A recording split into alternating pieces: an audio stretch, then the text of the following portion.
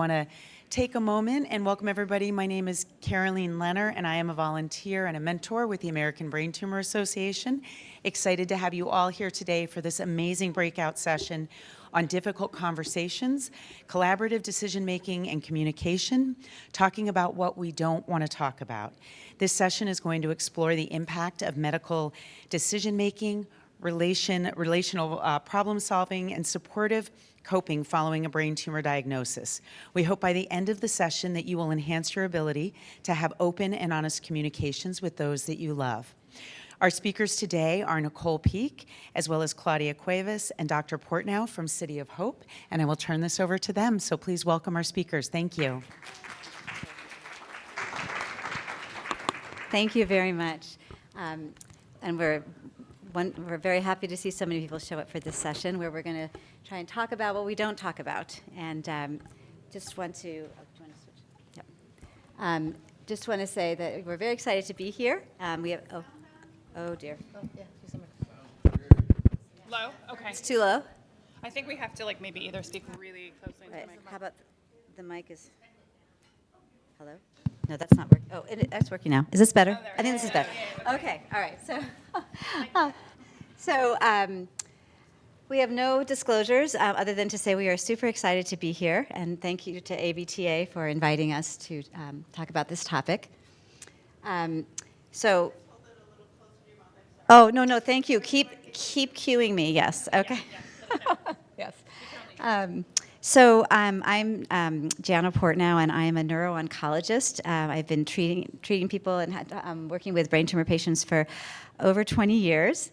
And I also spend time, probably about half my time, doing research. And I just wanted to say that, you know, it may not feel like it to you all, but there is really a dedicated neuro-oncology research community, and we're really trying hard to find better treatments because we know we need better treatments for these awful tumors. So I'm also the co-director of the City of Hope Brain Tumor Program, and I feel so honored to be here with two people from, for Claudia and Nicole, who are very important members of our team, and they are really the backbone of the couples program that you're going to be hearing about today. So, Nicole, did you want to? Thanks. Let me see if this will work. Can you guys hear me on this? If I talk really loudly. Welcome, everyone. My name is Nicole Peeke. I am a licensed clinical social worker at City of Hope. I have been focusing in oncology specifically for the last 15 years. And in 2023 at City of Hope, we helped launch our program. It's Couples Coping Together Against Brain Cancer. And that's really about how to support patients and their partners, their significant other, boyfriend, girlfriend, spouse, as they navigate the challenges that brain tumors cause. And we will share a little bit more about our program, but I am joined by my colleague, Claudia Cuevas, also working with me as a social worker and a couples clinician. Hi, everyone. Thank you for being here. It's an honor to have you here today.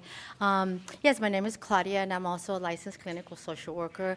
And I have the honor of working closely with our monolingual Spanish-speaking patients and their partners. Want to click at the next one? Sure. I want to share how it all started. In February of 2023, we launched Couples Coping Together Against Brain Cancer. Our goal is to help align couples as a team, as well as learn effective communication and problem-solving skills to best support each other. Our multidisciplinary team is made up of social workers, a chaplain, a patient navigator, and a tech team that works collaboratively with doctors, nurses, and researchers. Our focus is supporting patients diagnosed with high-grade gliomas and their partners as couples clinicians. Our work with them continues through bereavement.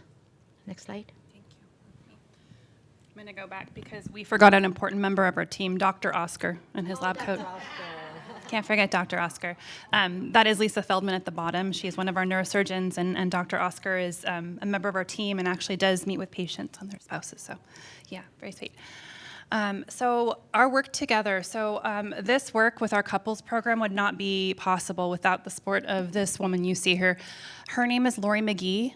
Lori is a supporter and donor of our program, and she and her husband Liam went through this difficult time together. In 2015, Liam was diagnosed with glioblastoma, and they sought out treatment and ended up at City of Hope. And for Lori and Liam, Lori has been such a support of our program because she and Liam really experienced a lot of challenges in terms of their understanding of the medical situation, but also their alignment.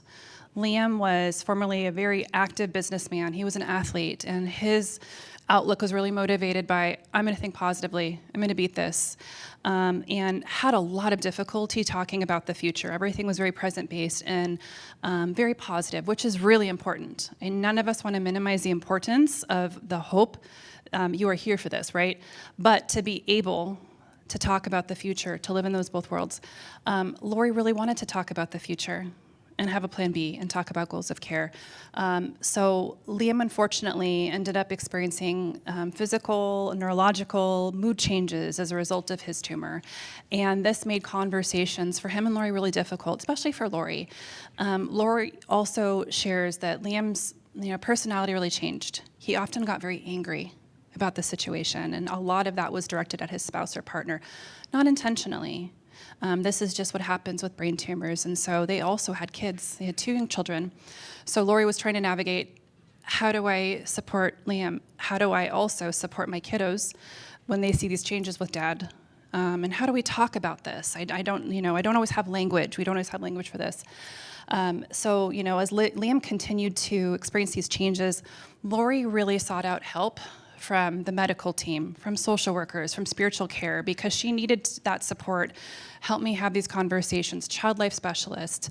Again, she shared the importance of from the get-go, I realized in retrospect how important it is to have these conversations from the get-go. And it's not easy, but it's important. These are not easy conversations, but they're important conversations.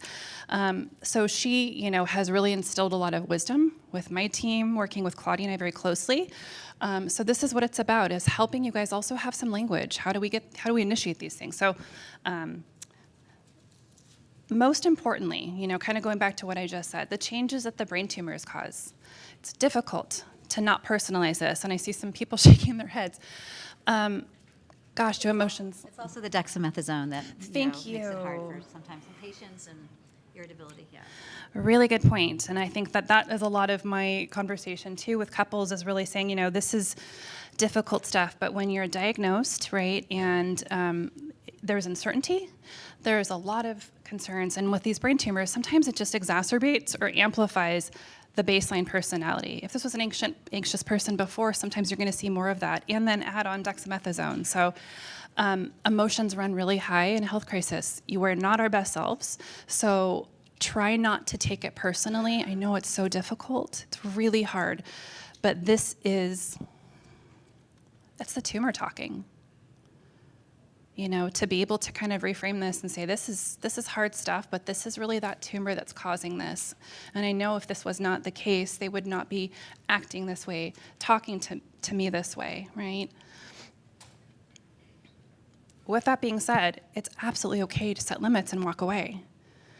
I can't tell you how many partners and family members and even patients that I speak with, this causes a lot of frustration in relationship, bickering. It feels like Groundhog's Day. We're having the same issue over and over again.